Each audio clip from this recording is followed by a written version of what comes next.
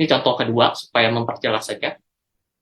Contoh kedua sama, kita dihubungkan antara swing high dengan swing high, SH, SH, SH. Kita hubungkan swing high SH-nya, semakin dia banyak dihubungkan, biasanya ada peluang lebih banyak, di mana harga ini sering ketahan, karena menunjukkan harga sering ketahan di level harga itu kan, di high itu tersebut. Ketika harga high yang sering tertahan itu tertembus atau tertembus, itu ada peluang untuk menuju atap yang lebih tinggi, kayak gitu. Jadi kalau misalnya lebih banyak resistennya, biasanya ada peluang lebih tinggi untuk mengalami kenaikan ketika ditembus ya. Mulai kenaikan sampai ke resisten terdekat aja kita contohin di sini. Ini contoh sahamnya United Tractor. Dan ternyata setelah kita garisin resistennya, kemudian kita tarik kanan. Dan biasanya saat kita tarik segini, kita lihat apakah hasilnya cukup oke menggunakan teknik ini. Nah, di sini terlihat bahwa terjadinya kenaikan, kenaikannya bahkan kalau kita lihat sampai ke area resisten dan menembus dengan candle yang besar juga lagi. Nah, ada kemungkinan dia mungkin melanjutkan ke resisten selanjutnya yang lebih tinggi lagi. Bukan berarti kita udah prediksi dia sampai ke resisten atau swing high yang kita tarik dari historis itu bakal selalu tertahan di sana. Bisa jadi yang kita tebak itu bahkan ternyata lebih tinggi lagi daripada ekspektasi yang kita pernah kita gambar berdasarkan data historisnya. Kita selalu memantau ke bawah setelah kita resisten historis yang kita tarik. Karena resistennya ada banyak, juga ada peluang untuk mungkin lebih tinggi daripada resistennya atau pergerakan harga yang kita perkirakan. Ternyata masih bisa lanjut menguat-menguat lagi. Itu bisa kayak gitu, atau sebelum kena resisten kita bisa jadi dia melemah, atau bahkan melemah lebih lanjut, melewati daripada area support. Untuk kemudian untuk support yang lebih rendah lagi, seperti itu. Nah, kesimpulan daripada apa yang kita pelajari hari ini terbagi atas dua. Yang pertama, kita melakukan analisa teknikal di sini. Analisa teknikal menggunakan support resisten. Menggunakan support resisten ini kita berasumsi bahwa ketika supportnya tertembus, dia akan menuju pada historis support selanjutnya yang lebih rendah yang sudah pernah terbentuk. Nah, di sini kita akan ekspektasi dia bergerak melemah ketika dia supportnya tertembus. Dan ketika kita menggunakan resisten dan resistennya tertembus, resisten yang harga sekarang tertembus, itu kita berpeluang untuk mengalami penguatan. Sampai kemana? Kita memprediksikan sampai kemana? Sampai ke resisten berikutnya historis yang lebih tinggi yang pernah terbentuk. Itu yang kita ambil daripada soal pelajaran sore hari ini. Dan kita mungkin akan lanjutkan setelah belajar daripada kesimpulan ini, kita bisa praktekkan, kita mau melakukan analisa terhadap saham-saham itu melewati teknik breakout atau teknik penembusan daripada support dan resistennya. Dan kita akan melanjutkan dengan sesi yang cukup sering ditunggu oleh teman-teman, yaitu sesi tanya-jawab.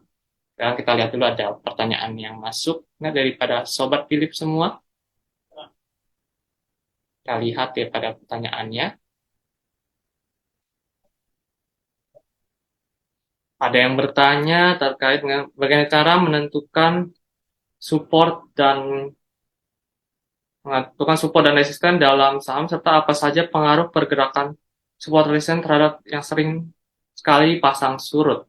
Ini maksudnya pengaruh support resisten ya. Tadi yang kayak kita jelasin ya, ini kayak kita kasih contoh yang tadi ya di sini. Ketika resisten, misalnya resisten yang banyak titiknya, misalnya kita hubungkan swing high yang merupakan titik resisten di ujung V-nya itu, yang titik kedua, kita hubungkan banyak titik resistennya, itu ketika tertembus high-nya itu daripada titik kedua yang kita udah hubungkan antar swing high itu menunjukkan ada peluang mengalami penguatan. Peluang penguatan itu apakah selalu akan mengalami penguatan ke resisten historis yang seperti digambar? Tadi yang seperti dijelaskan bahwa tidak selalu. Bisa jadi lebih tinggi melewati daripada resisten historis yang kita tuju, di mana resisten ini historis yang kita prediksi bisa sampai ke resisten historis itu yang lebih tinggi bisa dijadikan area target, itu juga bisa jadi melebihi daripada area target kita, atau biasa area target area merupakan taking profit atau ambil jual dalam keadaan untung lah dari capital gain-nya, itu biasanya kayak gitu kan.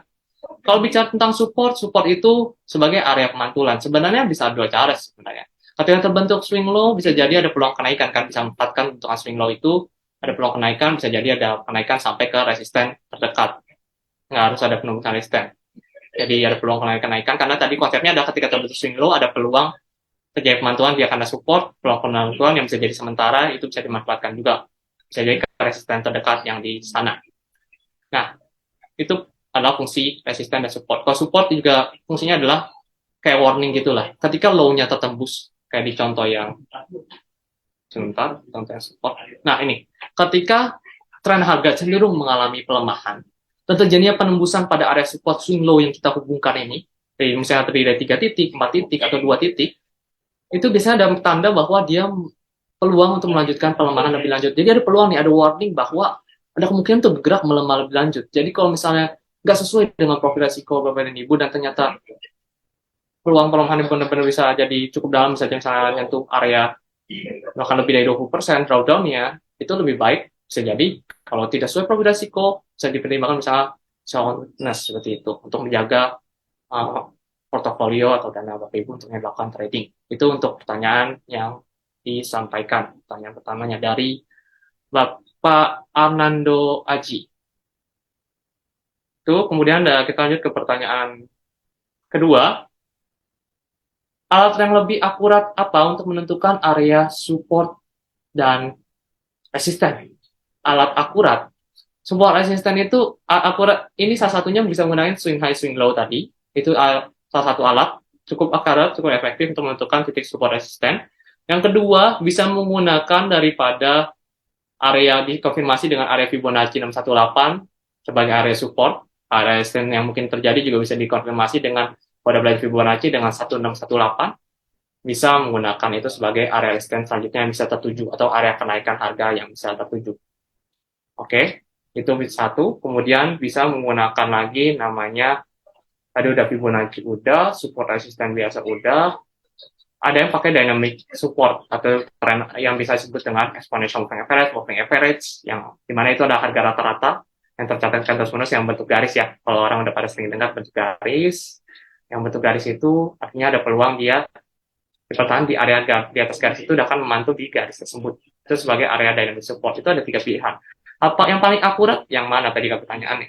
Yang saya lebih biasanya pakai adalah support resisten yang biasa dikombinasikan, yang kayak swing high swing low itu dikombinasikan dengan dynamic support. Itu cukup oke sebagai area penahanan. Saya sih seperti itu ya. Itu untuk pertanyaan dari Bapak Yohanes Lewi. Kemudian kita lanjutkan dengan pertanyaan berikutnya. Pertanyaan berikutnya itu ada dari Bapak Sandi Ahmad Fauji, bertanya tentang ketika chart sudah berada di support, baiknya menggunakan chart daily atau weekly. Karena kadang kalau menggunakan indikator RSI, chart daily menandakan oversold, tapi saat dipakai chart weekly, belum sampai oversold, masih di tengah. Oh, itu sih jelas sih.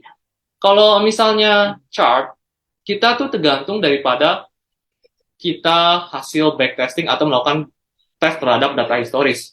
Nah, ketika kita menggunakan chat data historis, lebih efektif penentuan menggunakan daily, maka tidak melakukan pengecekan di weekly sebagai mungkin konfirmasi selanjutnya. Apabila di support yang di daily ini kita sudah backtest nih, udah kita tes dari 50 kali terbentuknya support, itu peluangnya 65% dia bisa memantul di daily.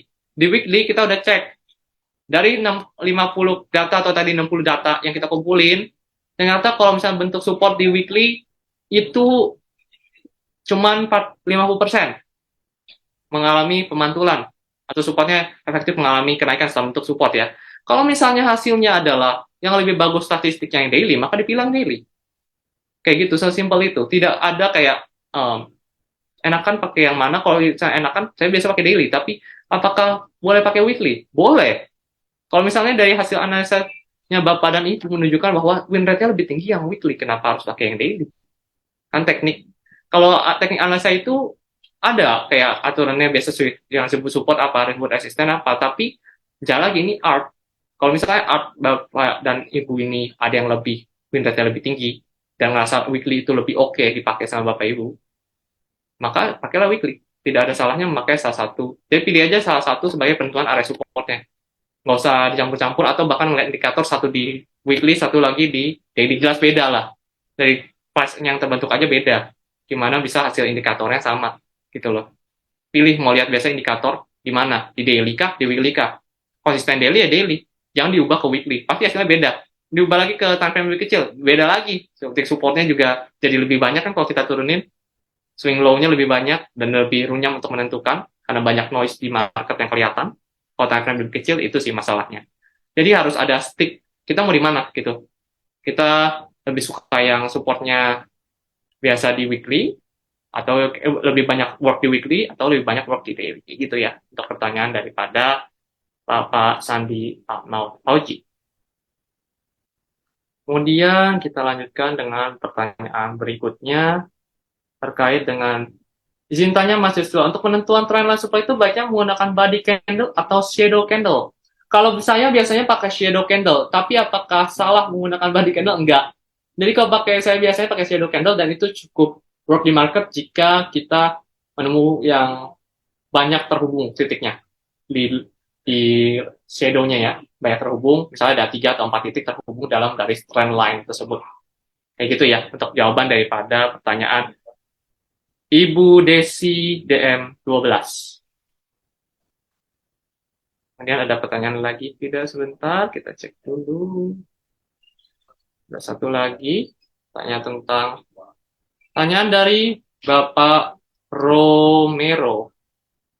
Bertanya, untuk aplikasi Swift, tolong dong min yang bahwa dikasih jumlah bid offer buat indikator untuk buy dan sell-nya. Kalau gitu kayak beli kucing dalam karung. Oke, mungkin untuk sarannya ini kita terima. Nanti kalau misalnya ada pengembangan lebih lanjut atau selesaikan daripada tim back office yang setuju dengan pengembangan ini, maka nanti kita akan proses. Terima kasih atas sarannya daripada Bapak Romero. Ada saran, bentar ada yang pengen lewat 3. Pertanyaan lagi. Apakah setengah candlestick sebelumnya bisa dijadikan area support? Itu kayak orang sering bilang pakai pivot ya. Biasanya sih saya lebih ngelihatnya dari data historis ya. Bisa jadi dia mantul di dekat area candle, tengah candle itu ada kejadian kayak gitu berapa kali. Tapi biasanya itu juga terlihat juga oleh daerah historis yang samping kiri bahwa ada area resisten yang sudah tertembus dan jadi area support. Kelihatan di situ ternyata kebetulan di situ adalah setengah daripada body candle yang melakukan penembusan area resisten. Ada kejadian kayak gitu juga. Jadi ya bisa aja jadi area penahanan karena sebelahnya ada area historis resisten yang udah ketembus, yang udah jadi area support. Bisa aja.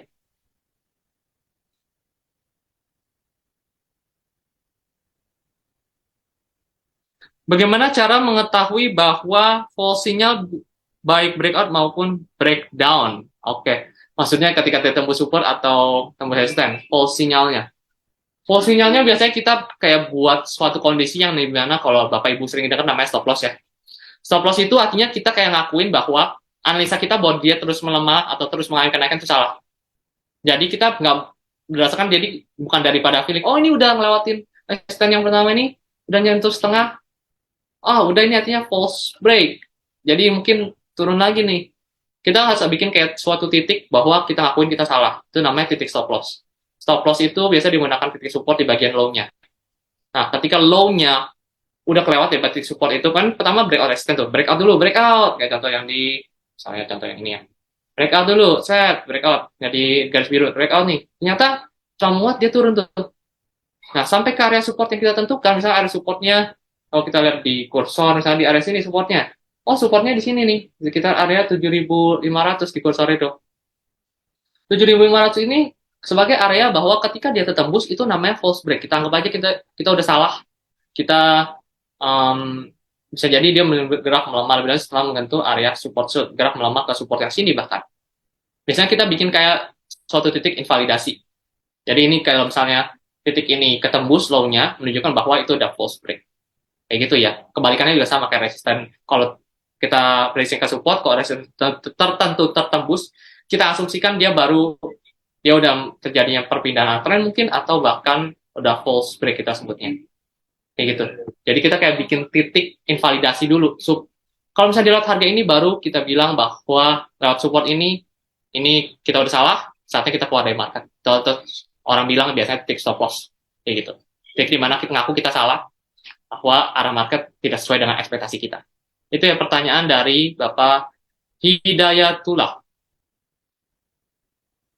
Oke, itu kelihatan pertanyaannya.